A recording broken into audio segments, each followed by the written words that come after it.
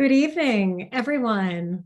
On behalf of the Harvard Extension Alumni Association and its Midwest chapter, we welcome you to Toni Morrison Stories with Prof. Davíd Carrasco. As we get underway this evening, I would encourage you all to use the chat box to say hello and place any questions that you wish to pose in the Q&A box. We have set aside time later in the program to address all of your great questions. And tonight's session will be recorded, captioned, and then posted on Harvard Extension School's YouTube channel. Now, my name is Jill Felicio, and I am a member of Harvard Extension School's classes of 2000 and 2013, as well as the Director of Advancement here. Now, please bear with me as I introduce a man who hardly needs an introduction. Prof. Davíd Carrasco is the Neil L. Rudenstein Professor of the Study of Latin America at Harvard Divinity School, with a joint appointment in the Department of Anthropology in the Faculty of Arts and Sciences.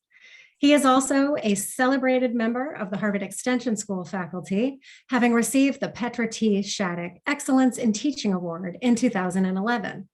Davíd is a renowned Mexican-American historian of religion with particular interest in Mesoamerican cities as symbols and the Mexican-American borderlands.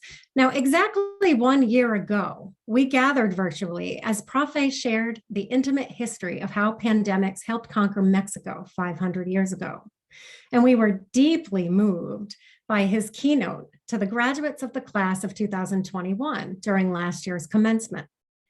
Now, it is truly a pleasure to welcome him back to celebrate the life and legacy of a Nobel Prize winner, literary icon, and national treasure, but moreover, his dear friend, Toni Morrison.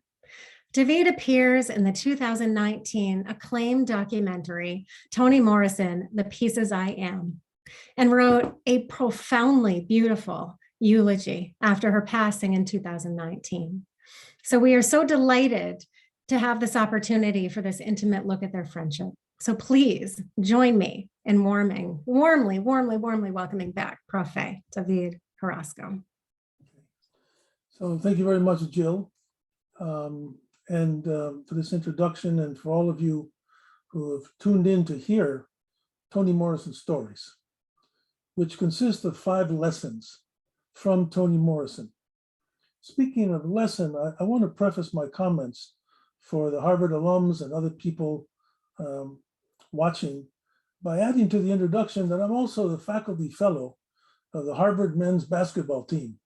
And I've learned some deep lessons from Coach Tommy Amaker, whose teams not only win games, but he's become an exceptional educator at Harvard, teaching in the Ed School, the Business School, the Divinity School, visiting classes and running seminars. So Harvard alums, our beloved university, still gives good lessons for our students, in this case, from a basketball coach who not only coaches, but teaches and serves. So that's a nice segue into the presentation that I want to give tonight, called Toni Morrison Stories, Goodness and Mercy in Mexico. You will also be moved to know that tonight is the eve of Toni Morrison's 91st birthday. She was born on February the 18th, 1931 in Lorain, Ohio. And for those of you who read her books, she encoded her birth date in the first page of the book, the novel Song of Solomon. That starts on that very date. That's something like writers do, put themselves in some almost secret way. We were good colleagues and good friends, and I really miss her. And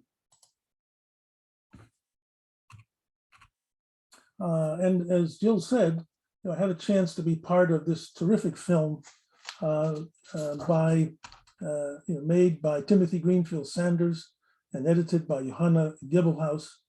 And they've given me permission to show a few excerpts from this film, Toni Morrison, The Pieces I Am, so you can see and hear Toni Morrison herself. As I say, Toni Morrison and I were friends. I like this photograph of us. I call it 2 cats with hats. We had a friendship. We worked together for over 30 years. And I'm going to share with you some of the lessons that not only Toni taught me, but has taught generations of students. When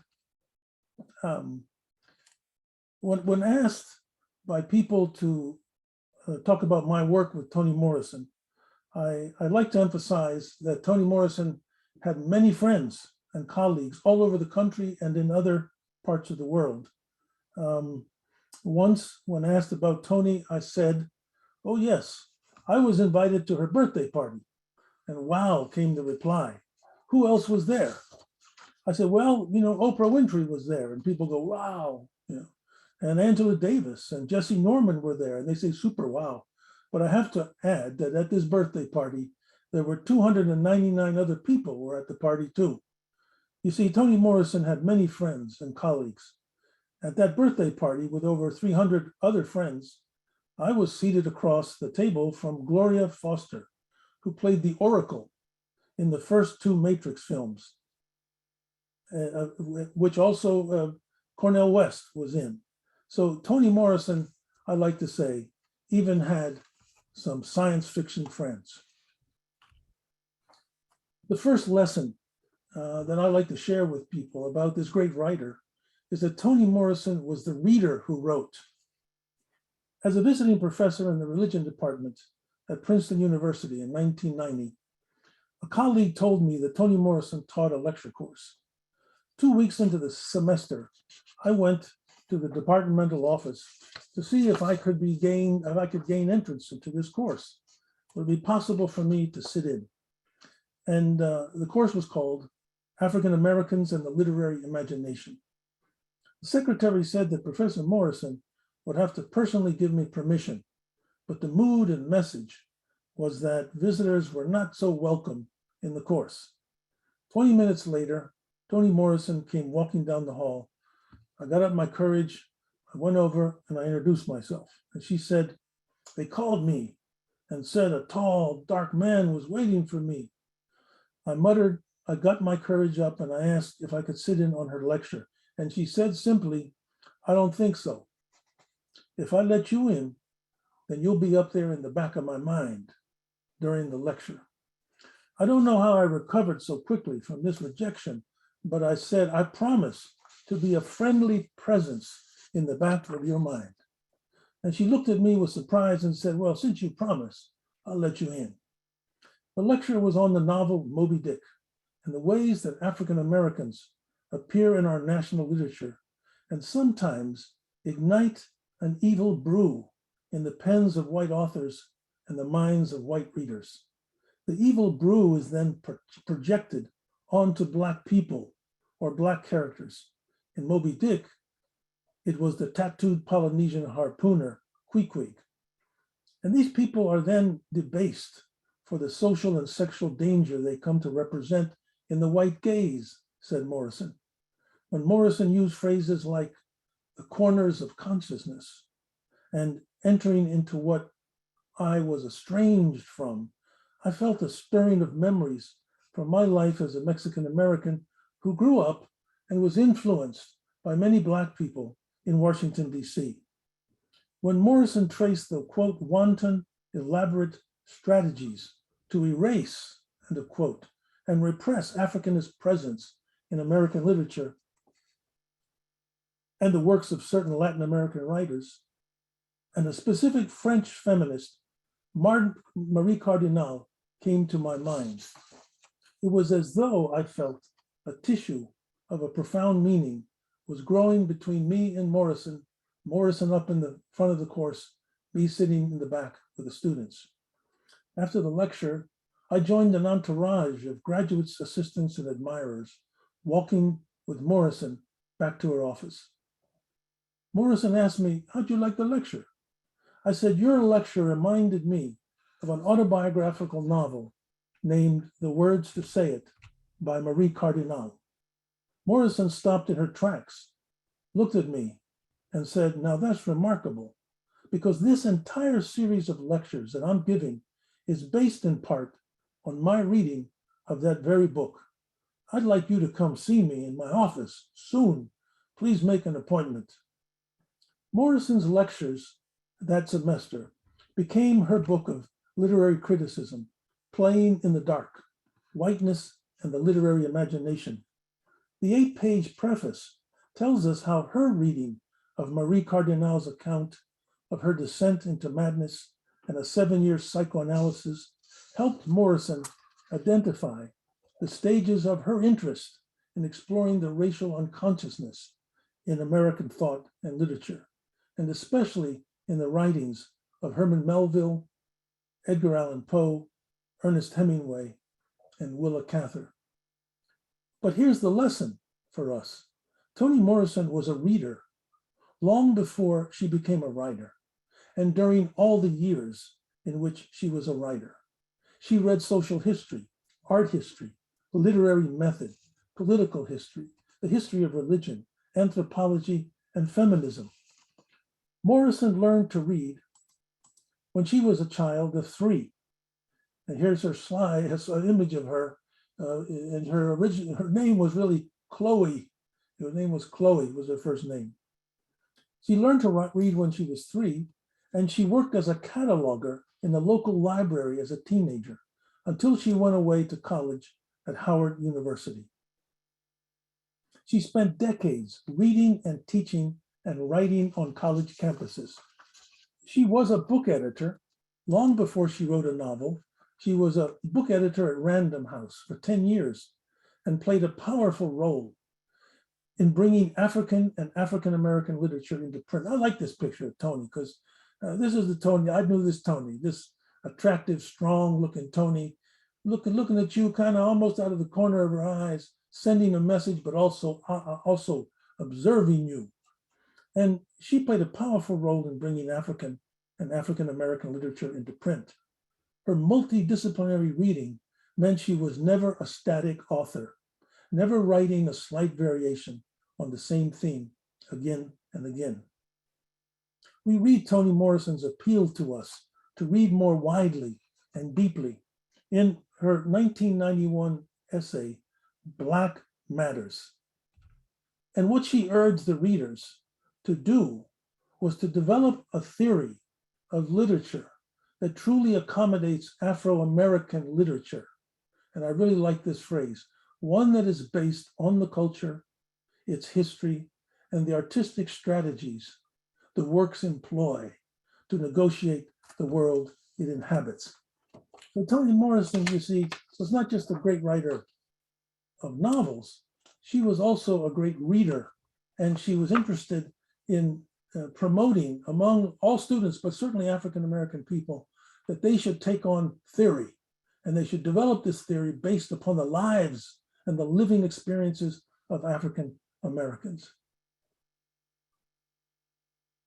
Her critique of narrow reading appears in her first novel, The Bluest Eye. In this passage about a character named Soaphead Church, the pseudo-theologian, spiritualist, and psychic reader who does injury to the girl Nicola Breedlove. The quote goes, "He read greedily, but understood selectively, choosing the bits and pieces of other men's ideas that supported whatever predilection he had at the moment. For all his exposure to the best minds of the Western world, he allowed only the narrowest interpretation to touch him." The second lesson that I learned from Toni Morrison was that racism is a cosmology with a practice. Racism is not just an attitude. Racism is a cosmology. It's an image of the whole cosmos, as though racists believe that there's a cosmic law, and this cosmic law favors white people, and that white people should be favored all the way to every level of the universe. And Toni Morrison wrote against this cosmology, and she tried to reveal to us the practices of racism. And here you see some of her books. Now, in 1993, Cornel West wrote a book called Race Matters, It was published by Beacon Press and was a bestseller in academic and public circles. In response, in 1994, Princeton University hosted a conference attended by nearly 500 people entitled Race Matters, Black Americans, U.S. Terrain. Toni Morrison was a close colleague of West's and gave the keynote address in support of his scholarly achievements. These were the years, you see her there, you can see her admiration of Cornel West when he was at Princeton at the time. These were the years when Toni Morrison was experimenting with what she called the Paradise Project, with writing in a way that eliminated the potency of, quote, racial constructions in language, writing in a way which race does not matter. She was trying to see if she could write a novel where you wouldn't know who the white girl was. You couldn't tell which of the women in the convent who appear so prominent in this story, which one of them was white. And she really struggled to write in this way so that race would be much more difficult to discover. She told the audience that she wondered, quote, if race-free language is both possible and meaningful in narration, a site that is clear of racial detritus, a place where race both matters and is rendered impotent. I want to imagine, she said, the concrete thrill of borderlessness. Morrison unmasked those race matter deniers, scholars who shouted alarm when African Americans, Latinos, Asian Americans, Native Americans, especially women, were working to theorize and imagine race without dominance, without hierarchy. That is, she was part of, when people would ask me, hey man, can you have Toni Morrison come speak at our school? First thing I would ask anybody, you got any women writers on the faculty? Because that would have attracted Toni Morrison, because she wanted to especially support women writers in this attempt to theorize and imagine race without dominance, without hierarchy. She told us that she was indebted to scholars, quote, who are clearing theoretical space, where racial constructs are being forced to reveal their struts and bolts, their technology and their carapace, so that political action, intellectual thought, and cultural production can be generated by people who are learning how to write about our humanity in such a way that race just doesn't take it over and doesn't have the power that in fact it has had. Now, why was Morrison indebted to these scholars for their critiques and innovations of race, racism in American studies? She had written a blazing passage about a racist cosmos and the psychological damage of white supremacy on a Black family 25 years before in The Bluest Eye. Now, in a minute, she's going to, I'm going to bring Toni on, but I want you to listen first to my reading of where in The Bluest Eye she identifies the source of the damage done to the Breedloves, that is the family that's at the center of The Bluest Eye. A family, a Black family, who came to believe that they were ugly human beings. White supremacy, to borrow a phrase from my friend Arthur Kleinman, in Toni Morrison's view, is an illness narrative. So she's talking in the novel about this family, and she writes the following. You looked at them, the Breedloves, and wondered why they were so ugly. You looked closely and could not find the source. Then you realized that it came from conviction, their conviction.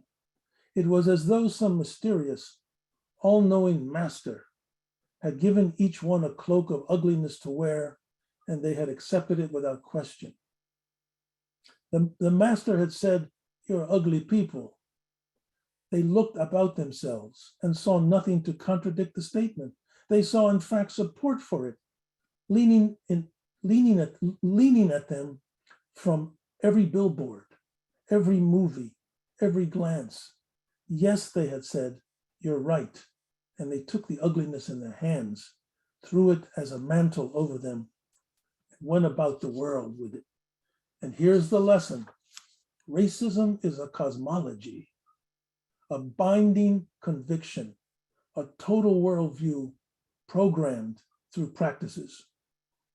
We in academia sometimes settle with the position that racism is to be understood as a social construction that can therefore be deconstructed. No doubt. But the targets of racism don't suffer because they experience it just as a social construction. Its lethal power rides in its cosmology, a total worldview, a deep program with practices.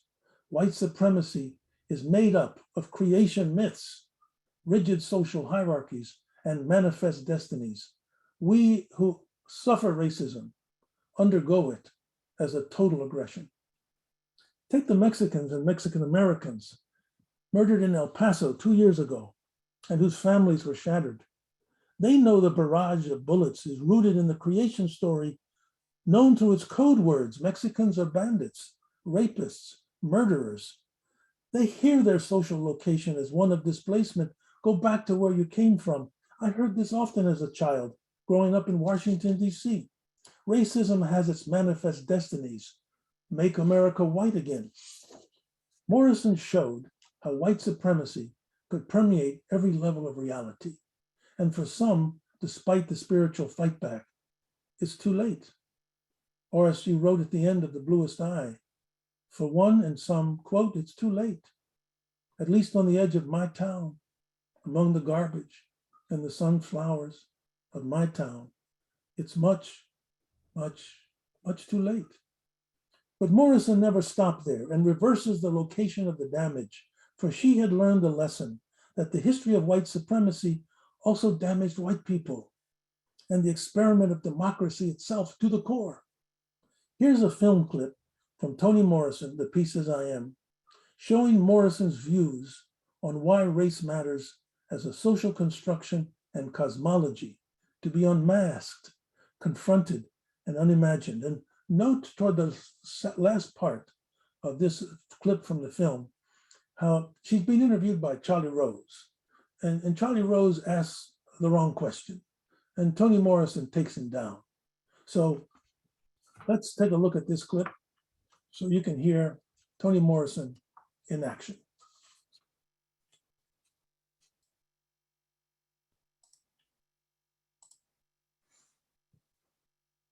What a voice. What strength she had.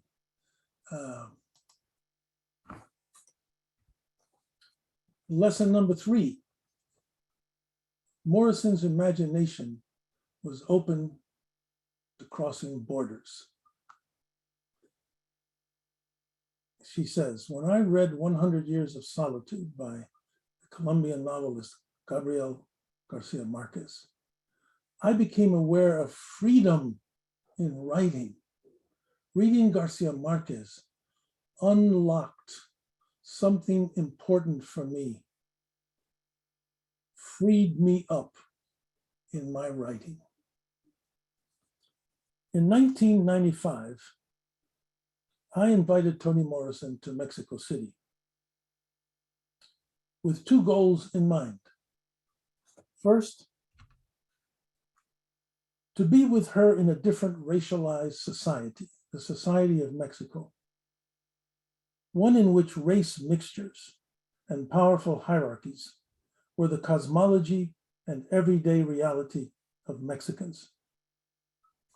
Secondly, I wanted to share with her my research on the history of religion of the Aztecs. And here you see an image on the left of the excavation of the great Aztec temple. And you'll see these stairways. The stairway to the right represents the superimposition of a larger temple on top of the previous ruler's temple. Every ruler who came to the throne had to rebuild the temple in a larger form. And you see the excavation has uncovered this history of enlargement. And on the right, this is the great Coyolxauhqui stone. It's almost 12 feet across, and it depicts the dismemberment of the moon goddess, of the Lady of the Bells. And you can see here evidence of a tremendously sophisticated, skillful sculptural tradition where they carve this in such a way that it looks like it's coming out of the stone. And I wanted to take Toni Morrison there so she could see both this other racial world and also the history and story of the great Aztec temple, which is located in the heart of Mexico City. But a moment before the trip, her assistant called me and made two requests. The first request was that could I take her to visit Frida Kahlo's Casa Azul, the Blue House in Coyoacan, Mexico, so she could get a better sense of Frida's home and art. Sure, I said, I'll arrange it. Then came the second request from her assistant. She said, Miss Morrison would like it if you can arrange for her to meet Gabriel Garcia Marquez. Sure, I said, I'll arrange it. But when I hung up the phone, a lump grew in my throat. I didn't know Garcia Marquez. So what was I going to do? See, I didn't want to tell Toni Morrison, no, I don't know about that, because she had just won the Nobel Prize and she had many different invitations. And I thought, man, what if I can't arrange this right now and we're just getting ready to go? Maybe she'll say, hey, look, David, when you get it ready, we'll go. But I was lucky. I didn't know Garcia Marquez, but I called up the Mexican writer Carlos Fuentes in desperation. And he said to me on the phone, I remember it was such a happy day for me. He said, David, you're in luck. Gabo is my best friend, and we'll have dinner with him at my house. And we did. And here you see that dinner. There's Toni in the center. Over here is Carlos Fuentes, the great Mexican writer. This is Garcia Marquez's his wife, Mercedes Barcha, who just recently, this last year, passed away. This is Eduardo Matos Moctezuma, the great excavator of the great Aztec temple. This is Silvia Lemus. This is Carlos's wife. This is Ford Morrison, who always accompanied us on our journeys. This is Carlos and Silvia's daughter. And su servidor, I'm right here next to Garcia Marquez. I couldn't really eat. I was just so amazed. I'm sitting at a table. I'm in a world of magical realism, I said. I know it's real now because here I am at a table next to Garcia Marquez across from Carlos Fuentes with Toni. And somehow I'm going to get some credit for this. It was amazing. But here is a very famous photograph now that has been seen in many parts of the world with these three great writers, probably the three greatest, considered three of the greatest writers in the world. You see Toni Morrison on the right telling the story. I love this gesture of her. She's the storyteller here. And you see Carlos in the middle, and you can see in his eyes, he was the translator, you can see in his eyes, how pleased he is to be on this couch with Toni Morrison. And then over there is Garcia Marquez. Now, if you look carefully at Garcia Marquez, you look at his eyes, you can see he looks like he's a man falling in love, even as a Hindu god seems to emerge from his head in the background. It was an incredible night. And I've written about it, and I'm glad to tell you about it. Toni and Garcia Marquez were at first admiring and courteous strangers to one another, their native languages keeping them somewhat apart. But then in the midnight hour, something strange and wonderful happened. They shared their passions for literature and the literatures of others and otherness and belonging, and a bridge opened between them that lasted until he passed away some years ago. Standing together with the aid of a good translator, they spoke of their debts to William Faulkner, the key role of editors. This is one of the things that really impressed me that night. Here's Garcia Marquez and Toni Morrison talking, and what are they talking about? Oh, I have this great editor. I couldn't have written this without this editor. And I tell my students now, hey, we all need editors. If they needed editors, you need an editor. They talked about the Nobel Prize adventures, and Garcia Marquez proudly identified the date, publisher, and themes of every one of her novels, and showed us where, in his words, to find, quote, the key passageway into the heart of the story. In this case, his hard work to become familiar with her hard work and words showed that he had crossed borders, and they gave him a sense of wider belonging. But in my view, it is the Mexicans who over the years have said it best about Toni Morrison. It happened when we went to the National Autonomous University of Mexico. We saw green signs like huge leaves posted to every wall and column. Each had her photograph and name and two powerful words in Spanish. Each announced, Toni Morrison entre nosotros. Toni Morrison is among us. Toni Morrison has come here to Mexico to be with us, to be among us, to be part of us.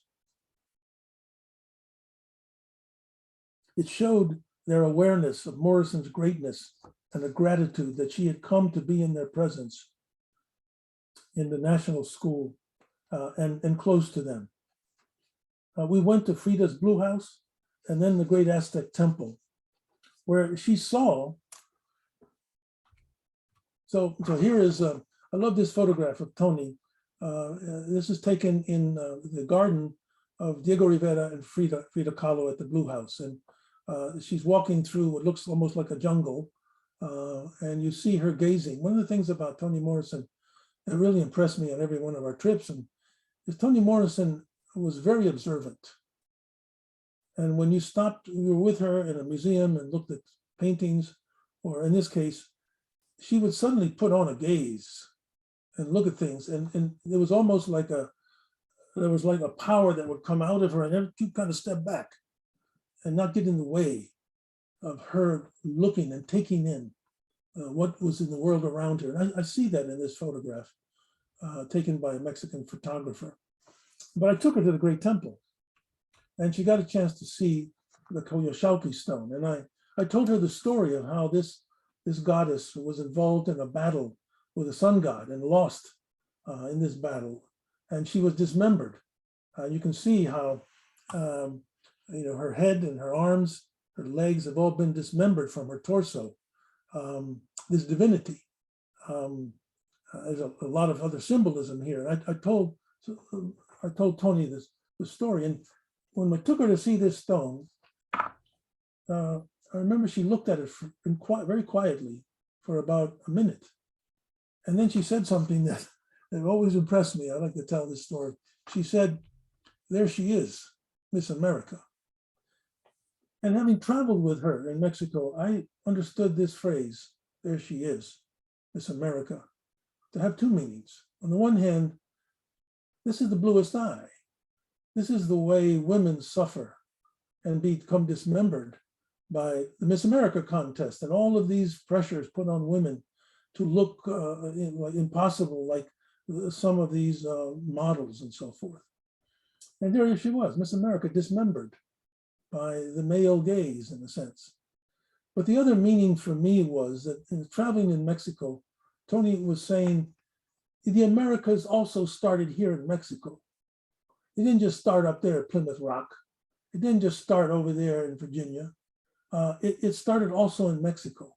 And people, when they want to understand the Americas, they need to pay attention to other colonial histories and other colonial places. And here's the lesson. Toni Morrison and Garcia Marquez's imaginations were open to crossing borders, so their writings could be enriched.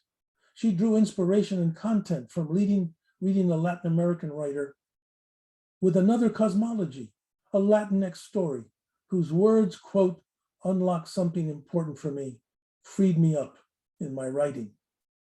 Here's another clip from the film showing Toni Morrison crossing borders and sharing the challenge with her students in Mexico City. So let's take a look at this film clip from Toni Morrison, The Pieces I Am.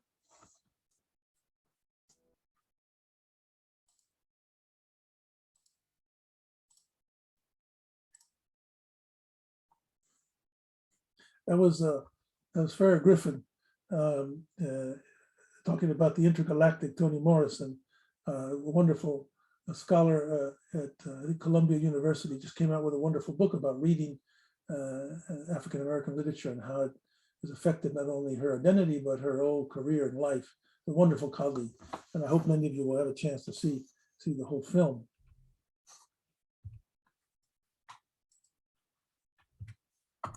So for some reason, I'm having difficulty advancing this slide. Let me see it. So, okay, there you go. Lesson number 4, Toni Morrison's literary inspiration, joy and responsibility to Black women. I love this photograph of Toni. How centered she is, how strong she is, how beautiful she is, how balanced she is. And that's the way I came to know her and came to share a friendship with her and learn from her. It may be surprising to some of you that several literary critics and journalists worked very hard to impede Morrison's achievements and deny her literary prizes. When she won the Nobel Prize in Literature in 1993, here is what the Washington Post said about her work, if you can believe it. After quoting some praises, this is what appears in the Washington Post response to Toni Morrison winning the Nobel Prize in Literature. October the 8th, 1993, the Washington Post. Beloved was a fraud, a fake vision of the slave trade. All the bail writers are pissed. Morrison has been the beneficiary of goodwill. Whites and men are portrayed badly. Black men are. I hope this prize inspires her to write better books. The award was a triumph of political correctness. The Bluest Eye was her best. I thought something was going to happen after that. Nothing did. And it was not only white critics who said this, there were also Black critics who tried to undermine her reputation, her work. But Toni Morrison, she handled these slurs. And when asked about her literary project by Mexican journalists, and here you see her on the newspaper, once they found out, well, just to tell you a quick story, when we got there to Mexico City, it was quiet. We were quiet. We didn't tell a lot of people she was coming. And after a couple of days, we were going, she said, man, I feel so free here, Davíd, because, nobody's coming up to me asking me for this and that sign. She said, she said, I can't do this in Paris. And I said, well, that's good. Well, the next day, she said, it's over with. She said, I got phone calls last night from Colombia. People were slipping notes under my door. Somehow they found that I was in this hotel. But what she says here is very important for you readers and for students to understand. She said, mi inspiración no nace de la protesta, sino del puro goce. What she's saying here is, my inspiration is not born of protest, but out of pure joy. My literary project is dictated by happiness, not by disappointment. Now, what she's saying here, her work is protest. There is anger in there. But what she's saying is she's not just reacting to white supremacy. She's not going to just react, because when you just react, what you do is you let the critic, the racist, whoever, they're setting the agenda. And Morrison is saying, I have set my own agenda. And if you see this film that Timothy Greenfield, it's an incredible film. This is the film you want to see if you didn't know Toni Morrison. And it just makes it clear how much from the beginning, from the Bluest Eye, she was going to set her agenda, and not just in reaction to other writers. But part of her inspiration came from a sense of responsibility to Black people, and especially to Black women. When asked about the character Pilate in Song of Solomon, she said, I knew women in my family like Pilate, totally generous, free women, fearless, and who showed complete clarity when they spoke.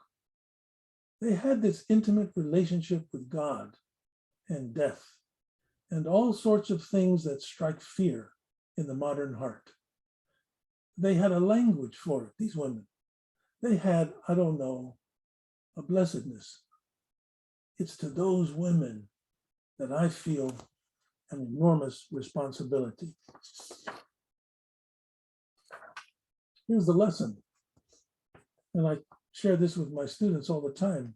Make your work, whatever you draw inspiration from, a form of joy and responsibility to others. In this penultimate film clip, we see a joyful Morrison. I remember the day I was there, a few hours after hearing the news of winning the Nobel Prize. Enjoy her moments of joy.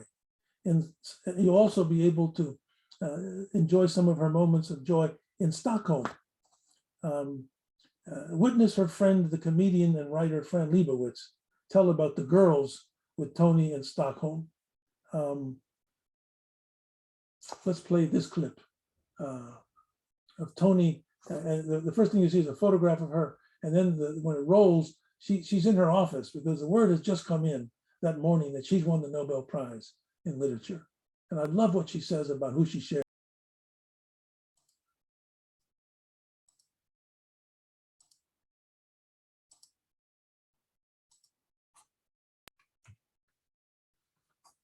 The property of everybody. Who is it that helps the Nobel Prize become the property of everybody? An African-American woman wins the prize and shares it. She didn't say this and have it all reflect back to her as an individual. She talks about from Ohio, from being an American, African-American woman, sharing it with people in Princeton. And I remember the morning I went over to the office and she was doing a little dance.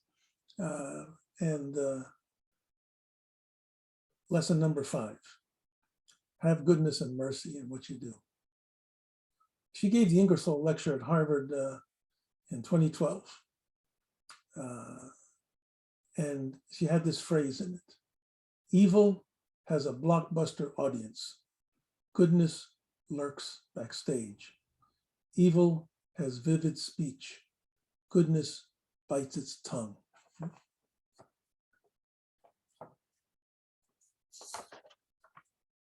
A month after we met in 1990, in the wake of her lecture on Moby Dick, Toni Morrison asked if I could assist her while writing her new novel, Paradise, by doing research on Afro-Brazilian religions and the theme of paradise in world religions.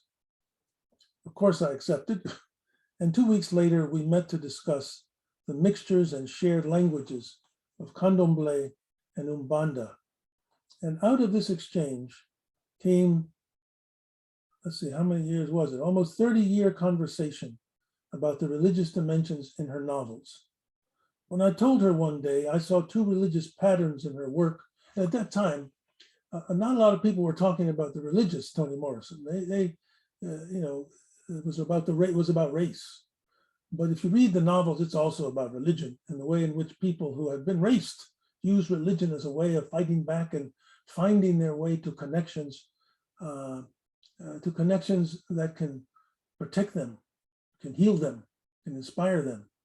And so I told her, I said, I saw 2 religious patterns in her work: Christianity remade by African Americans and African myths and practices. She agreed, but then she said in one of her great lines to me, says, you left out the 3rd dimension, David. You left out all the strange stuff. So in 2012, she accepted the Harvard Divinity School's invitation to deliver the Ingersoll lecture on immortality.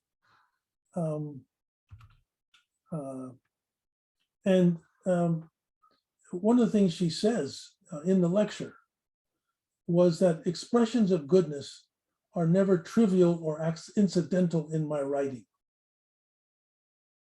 Allowing goodness its own speech does not annihilate evil, but it does allow me to signify my own understanding of goodness, which is the acquisition of self-knowledge. A satisfactory or a good ending for me is when the protagonist learns something vital and morally insightful that she or he did not know at the beginning.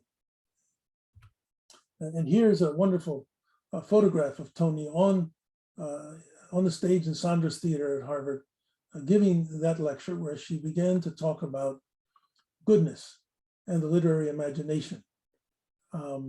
Remember the earlier book, Plain in the Dark, was about whiteness and the literary imagination. Now she'd come around to to religion and goodness and the literary imagination. To make Morrison's visit more than a one-day celebrity performance, Stephanie Paulsell of the Divinity School and I, along with the assistance of Charlene Higby, the dean of the school, Dean Hempton, and Bob DeVoe, we organized a 6-week seminar attended by over 60 people entitled, thanks to Stephanie, Have Mercy, the Religious Dimensions in the Writings of Toni Morrison. Now, this expresses something I want you to know about me. See, I don't like to have these writers come in and spend a day. And the people go to the lecture and they get turned on and then they go away amazed. When I invited Toni to come, I said, look, we're going to organize a seminar. It's going to go on for a couple of months where people will read you before you come. And then if you're kind enough, we'll have you meet with the seminar because these people will be informed. And she liked that idea. So we formed this seminar. And for 6 weeks, we had other people come in and lecture about her novels.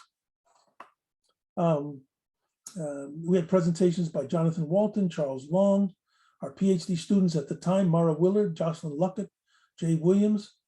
And when Toni arrived, she spent a long afternoon with that group. But we opened it up to the school. And here you see Toni Morrison in our midst. Here's Toni over here, listening to these basically graduate students make presentations. And here's everybody wanted to come to be near Toni. Here you see Jocelyn Luckett, there's the others, Jay Williams, Mara Willard, also Stephanie, made presentations about their readings of Toni. And Toni was all turned on by this.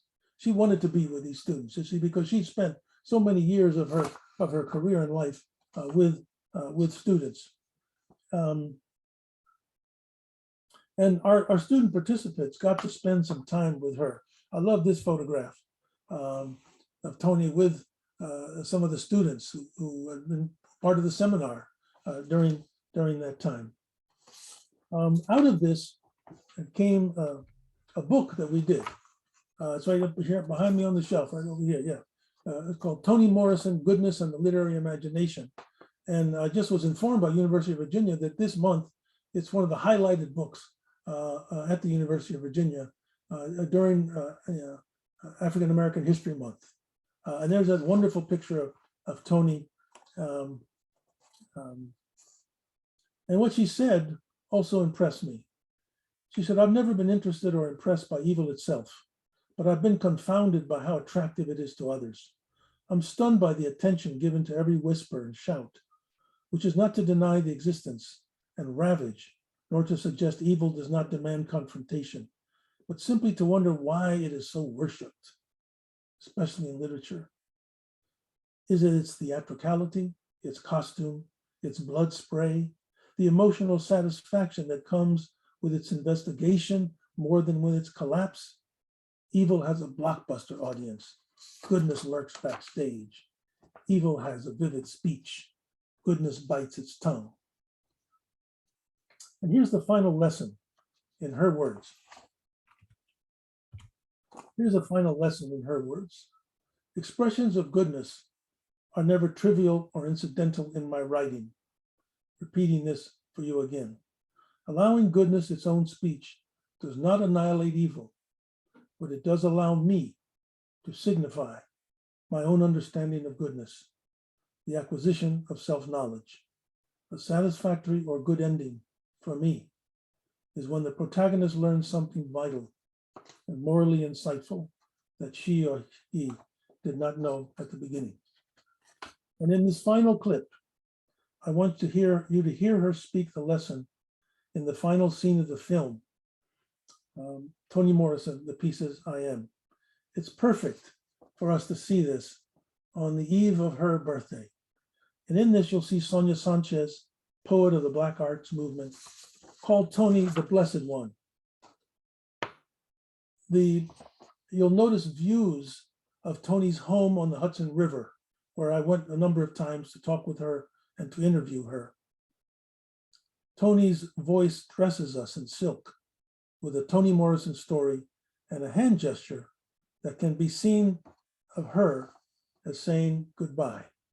Let's see this final clip.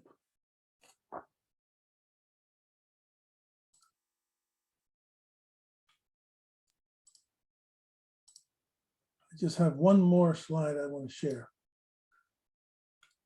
We remember you on your birthday, Toni. I love this image of her. Toni Morrison gave us the way forward in the final paragraph of her novel Paradise. A woman named Compassion sees another ship of migrants arriving in America. They are, quote, lost and saved, a tremble, end of quote, at what will greet them at the borderland of the shore. The final sentence of the novel goes, now they will rest before shouldering the endless work they were created to do down here in paradise.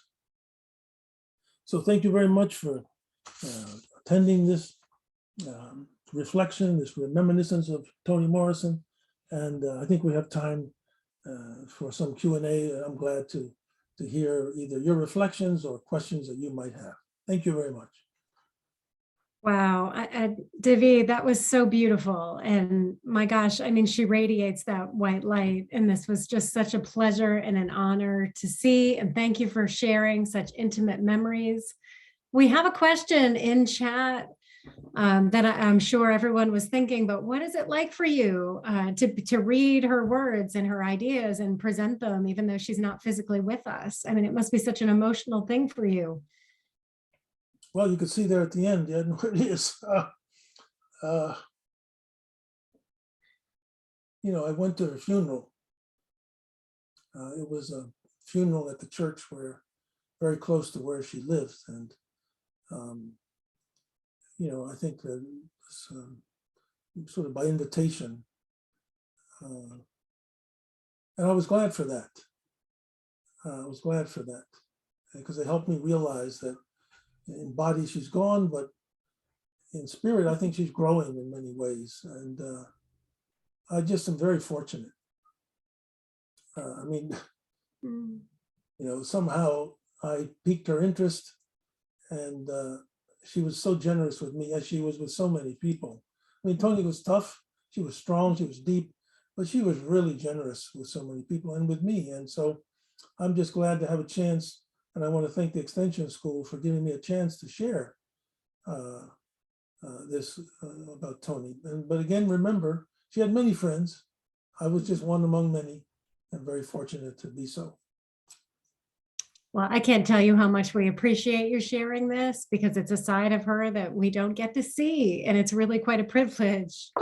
And generally, I just want to reflect, I'm sure you did not have time to check into the chat box, but there was just wonderful reflection. And the downside of these types of webinars is that you can't see people nodding and reflecting and shaking heads like you would in an audience, but you could feel it in chat. So there is a deep sense of gratitude and levity, you know, with what people were watching there. And there is a mention in the question box that is simply a thank you for your remarks during commencement. And one of our students saying that that is quite literally the reason that they are staying with it and they're here. So it's pretty spectacular, the impact that you have had. So I want you to just feel that for a minute, because I know it's difficult when you're in the middle of a presentation. Thank you. Yeah, I just caught a glimpse of this rolling chat, so I'm really pleased to hear that, and I'm open for any other questions or comments. Well, there are a few. So one, I mean, just very general, someone who's new to Toni Morrison, do you recommend that they start reading in any particular order? Do you recommend chronologically throughout her journey as a writer? Well, I that's a great question. That's a wonderful question, and I think there's no one answer. I think that you know, if you want to watch the development of her craft and her writing, then you could certainly start with The Bluest Eye. You know, you could move on to Sula. You know, Sula is a wonderful novel about the friendship of two African-American girls, and how that friendship evolves in a very powerful, painful, loving, ways through their lives. Song of Solomon is the third novel. In the third novel, this was the first time she felt she could write about men. Not that men weren't in the other novels, but this was from the point of view of men. And that's the novel, Song of Solomon, where she really made an impact. And she began to only then think of herself as a novelist. Of course, Tar Baby is a wonderful novel, probably the one that's been least appreciated. And once she said, some people just didn't understand it. And of course, Beloved if you want to drive right in and have your mind blown, you do Beloved. But, so all of these novels are I would look over somewhere there's a summary of the novels and find out where you want to go in. I will say that, there is an unfinished novel that may never see the light of day. She talked to me about it a couple of times, the challenge she had in finishing this novel. And I don't know if it'll ever come to light, but by all means, read Toni Morrison. Yeah, absolutely. Now, I wonder, there's a great question here. Do you have any sense of Toni's other pastimes or interests? Or, she obviously busy life, but do you get a sense of her and how she spent her time outside of teaching and scholarly application and traveling? Well, she was a mother, and she was a single mother. She raised the two boys, and they meant the world to her, Slade and Ford. One is alive still, Ford, who I'm in touch with periodically. And that took a great deal of her time. But, one of her positions about the Black Power movement was that while she wasn't out marching, she wanted to make sure there was a historical record. So she spent time promoting other African Americans and Africans to write. And then she then began to develop a narrative. But, she was a dancer when she was in college. And she was also in some of the plays at Howard. And if you, again, let me send you to the movie. You got to see the film. It really presents you the Toni Morrison in a much wider range of things. She loved art, museums. She did a very important project in Paris at the Louvre called The Foreigner's Home. So she's always interested in art and the different ways in which she was very interested in Black history. But she spent a lot of time writing and raising those boys. She was a great friend to many people. Wonderful. We did just have a reiteration of the question of which film. So that would be Toni Morrison, The Pieces I Am. Right here for you. Here it is. Toni Morrison, The Pieces I Am, by the great Timothy Greenfield Saunders, who did this, and Johanna Gebelhaus. I'm showing this in my class this semester because we're doing a section on Toni Morrison. So it's an award-winning film. Definitely got to see it. Wonderful. Maybe on YouTube, I'm not sure. Yeah. Yeah, I believe it's on YouTube as well. So check it out there. There's certainly many clips as well as the Charlie Rose clip, and some of the other interviews of her time have been really spectacular to watch. I will say, as a personal reflection, having read many of her works in my much younger years, it's very different reading her now.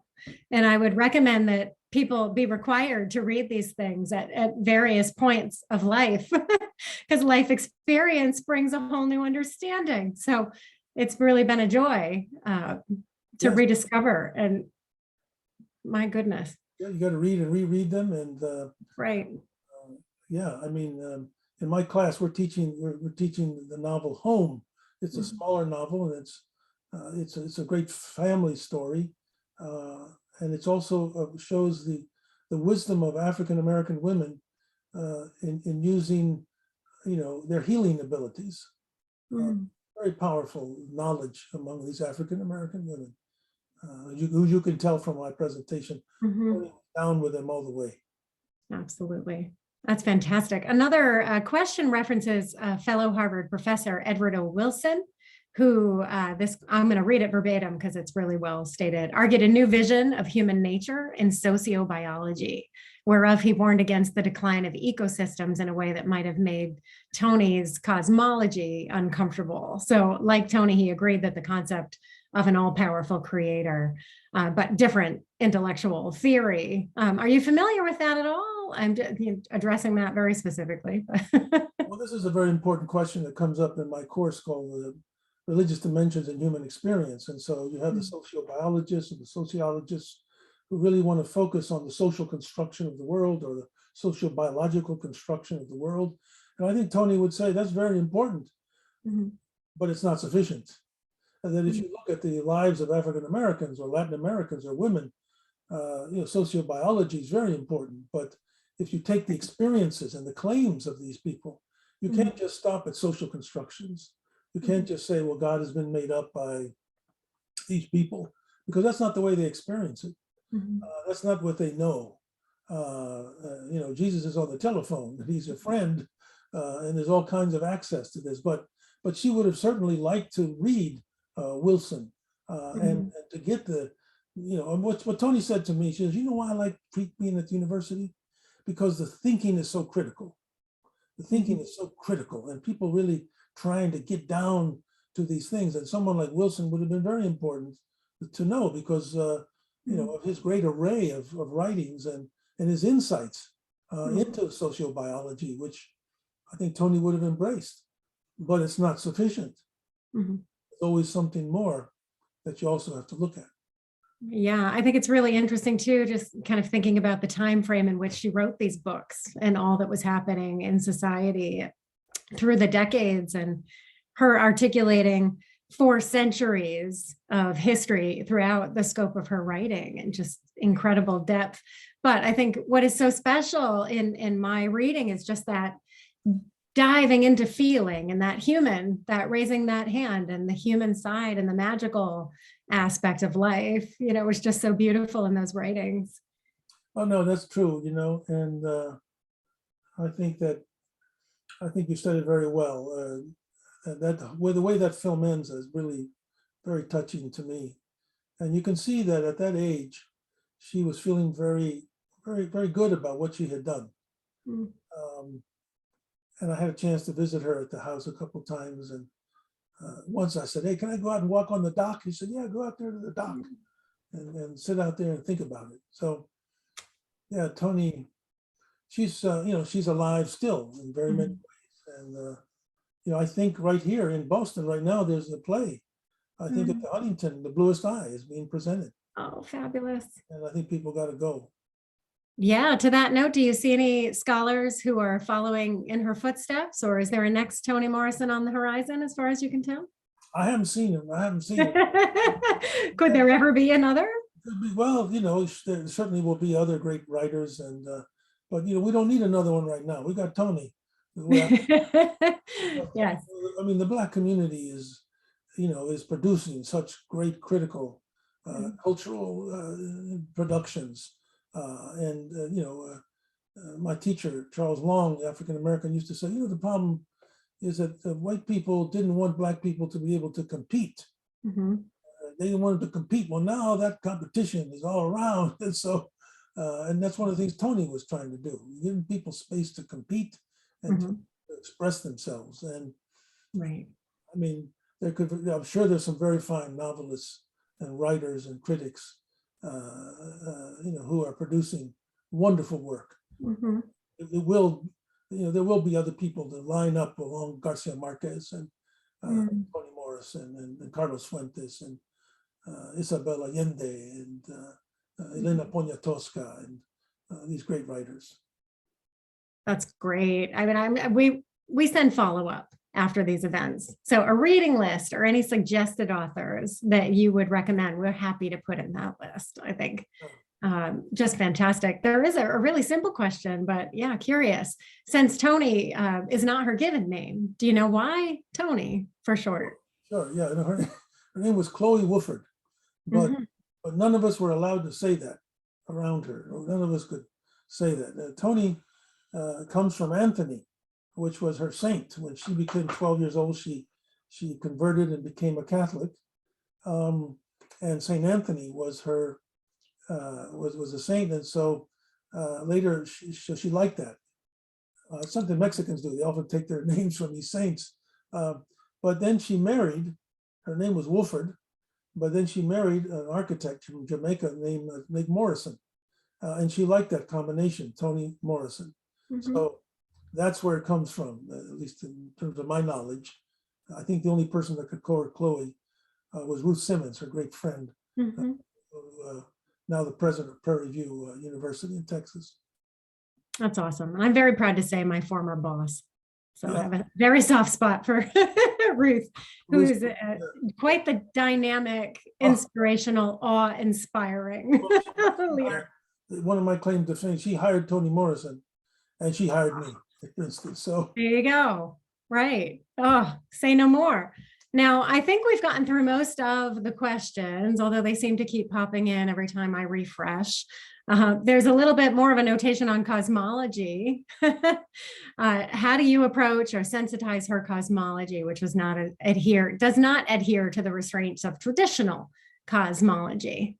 Thoughts on that?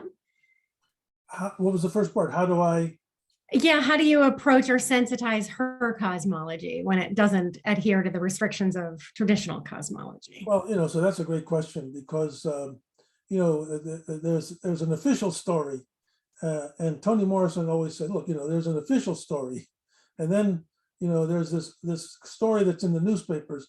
And underneath that is the real story. And so the cosmology that Toni Morrison is, I think, interested in is the one that's still emerging from the Black community and in the American situation. These cosmologies are very powerful. These are the cosmic laws. I'm teaching about it right now in my course. The cosmic law is, or a nomos, or this idea of how the world is made. These things are created in part to impose themselves upon us so that we will conform and get along with people. So we have these rules and we have this story of how things began, and we follow along to conform and get along. But Toni used to say, the great thing about being a writer in America is that you got this contradiction. On the one hand, all men are created free, but everything you know is that they weren't treated that way. And in the middle of that cosmology, one cosmology says all men are created free, home of the brave, or whatever it is. And he said, but in fact, the real history is not that. And therefore, the cosmology that's going to emerge is sort of in the middle of all that. What people have done in the face of this cosmology that says, if you're not free, if you're not wealthy, then you're doing something wrong. And therefore, you can't allow that type of critique of people who aren't on the in to survive. You have to go to their lives, and out of their lives comes the story and the hope and the search for goodness. So I think her cosmology at the end was a striving for goodness in the face of evil, which had to do with self-knowledge.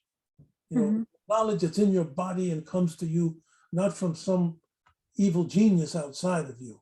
And so her cosmology is a cosmology in the making. Yeah, absolutely. And I felt a sense of her humanizing and bringing you right into the experience of an individual, and that, in thinking about it in that moment of history and like where she is in the 60s and 70s and writing during this time and bringing people into those intimate feelings and fears. And I mean, my gosh, just reading Beloved, it's just so raw and so emotional, and experiencing that firsthand, and that prioritization of the voice of a woman, the voice of a child, and the fear and the feelings of a child. Really, how can you not feel that humanity? Well, that's a good example of the in Beloved, where you have this haint, this ghost shows up in material form. I remember Toni, we were talking about religion one time, and she said, when I grew up, my mother used to talk about a haint, a haunt, just right outside the door there. So, well, she's right over there on the stairway, and she said that, it was normal. There was this presence. And then, she grew up with that. Then when she went to college, all the pressure was against that. It's all against that kind of thinking. So she kind of let it go for a while. But when she started to become a writer, it came back to her. And she realized she had the freedom to write about these other dimensions of Black life, of human life. I think that that's why, just one other comment about that, I think that's why so many of us are drawn to her, because we know what she's writing about, has been suppressed in our lives. My other comment is, one time we were in Boulder, Colorado together, and she gave this talk to standing room only, the biggest auditorium in the university. And I was kind of the muscle. I was her muscle. I was, I was like the guard. And afterward, she was on the stage signing books, and the line went across the stage, down all the way up outside the place, and people come. And so I got to be there, and I'd heard, and so many women, young women, would come up to her and they would say some version of the following: my sister was in a lot of trouble until she read The Bluest Eye, and you turned her life around. My mother was having a terrible time, until she read Sula, and it just healed her. I mean, so many people saw in her literature some sort of healing possibility.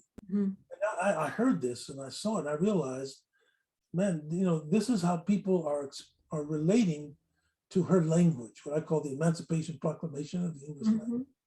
And that was never lost on me, especially the young women who felt that Toni Morrison was like, she was like a loving mother. And she would tell them the truth, but she wouldn't say that the social truth was the end of the story. Their lives could find a way, to sing a song of their lives. Wow. Beautifully said. Yeah. And it's just so incredible. I mean, we're almost toward the top of the hour here, and I wanted to just quickly invite the chair of our Midwest chapter, Sol, to pop on. She'd like to give you a quick thank you. So Sol, if you don't mind unmuting, wonderful. Thank you. Yes, thank you so very much, Jill and Prof. I mean, it's just, in our conversations that I have had a big literary crush on Toni Morrison, but what you said about that, her spirit continues, and it continues throughout all of us. And it is 100% true. The liberation that many of us experience, even though we may not share her race, but we share the quality of being a woman that is stuck in social constructs, while the humanistic cosmology of Toni Morrison impacts us in different ways, like Jill said, throughout our lives and experiences as women in social contracts in different countries, really has a tremendous impact and is liberating. And the way that, I mean, your experience of her close, intimate friend, gave us so much love tonight, but I really want you to feel the love from all of us to you. That for the board that I have the privilege of being a vice president of, as well as chair of our chapter, you are 100% adored, and we are so appreciative and always in your debt. But everybody here is pouring their appreciation through the chat. I just want to thank everybody around the world from everywhere to have been here for this moment that cannot be repeated. Thank you so much, Prof. Well, let me thank you very much. I'm a great fan of the Extension School because of the students I've met over the years. These students just, they turned my mind on, and I love working with them. And I guess the last thing I would say is something I said in the graduation talk, and that is, my father had this great African-American player named Willie Jones, and he was so good. He really was, he had a lot of confidence, and he'd say, when he made a great move on the court, he'd say to the guys who were guarding him, "In your eyes where beauty lies." That is, he had just put beauty in their eyes. And Toni Morrison, she's put beauty in our eyes in a way that allows us to say, we're capable of putting beauty in others' eyes too. And 100% correct. Yeah. Yes, I am actually involved now with an international, the Black Impact Foundation. And one of about the experience of the Black community around the world is, as much as we feel in the United States that is an isolated case, is not.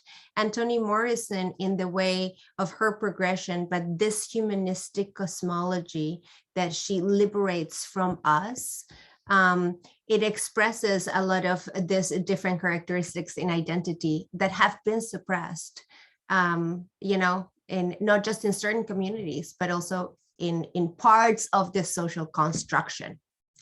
Thank you, Profe. Estamos tan agradecidos. Muchísimas gracias.